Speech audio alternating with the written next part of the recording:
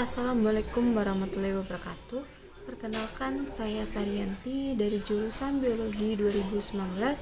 Saya akan memaparkan materi tentang respon tumbuhan terhadap kelebihan air. Materi yang pertama yaitu tentang cekaman. Cekaman merupakan kondisi lingkungan yang dapat memberi pengaruh buruk pada pertumbuhan, reproduksi, dan kelangsungan hidup tumbuhan. Cekaman ini bisa berasal dari faktor lingkungan, biotik, dan abiotik yang dapat mengurangi proses fisiologis.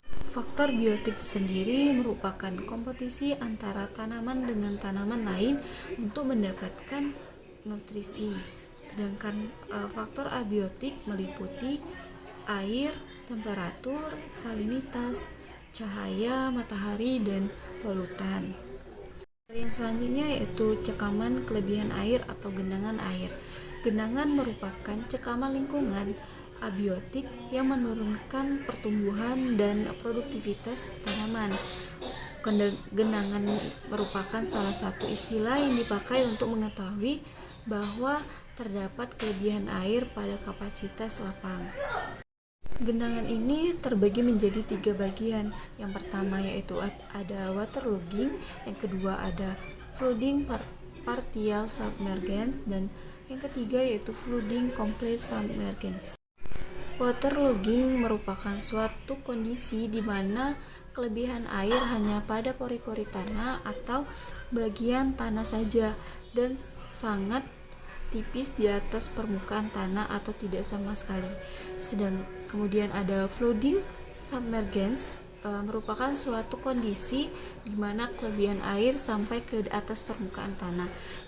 Dalam kondisi ini tanaman memiliki akar dan sebagian tunas yang terendam di bawah air.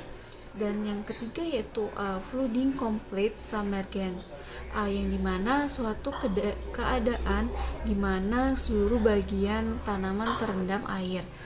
Tanaman dalam kondisi ini akan menghadapi kondisi yang paling mencekam. Materi yang selanjutnya ada respon tumbuhan terhadap cekaman kelebihan air. Respon tumbuhan terhadap cekaman kelebihan air adalah menurunkan pertukaran gas antara tanah dan udara yang mengakibatkan menurunnya ketersediaan O2 bagi akar. Kemudian menghambat pasokan O2 bagi akar dan mikroorganisme atau mendorong udara keluar dari pori-pori tanah maupun menghambat laju difusi. Genangan ini berpengaruh terhadap proses fisiologi dan biokimiawi, diantaranya respirasi, permeabilitas akar, penyerapan air, dan penyematan nitrogen. Selanjutnya, ketika cekaman terjadi dalam waktu yang berkepanjangan, hal tersebut dapat menyebabkan yang pertama, penghambatan aktivitas fotosintesis pada jaringan mesofil, dan yang kedua, pengurangan aktivitas metabolik dan translokasi fotoasimilasi. Materi yang selanjutnya yaitu respon fisiologis tanaman terhadap cekaman genangan. Respon fisiologis awal tanaman yang tergenang air adalah pengurangan konduktivitas dari stomata, yang dimana tanah yang tergenang air tidak hanya meningkatkan resistensi stomata, tetapi juga dapat menyebabkan penyerapan air sedikit sehingga mengarah ke defisit air mineral. Penurunan proses fotosintesis ini pada tanaman mungkin terjadi sangat cepat sehingga tidak berfungsi pada fisiologis yang terjadi bersamaan seperti penghambatan transportasi air dan perubahan keseimbangan hormon. Selanjutnya ada ciri tanaman kelebihan air. Yang pertama, tanah terasa selalu basah saat disentuh.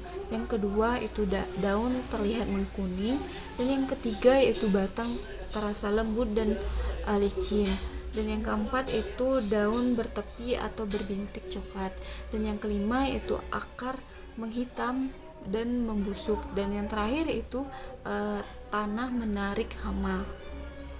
Selanjutnya itu ada contoh tanaman yang berada pada cekaman.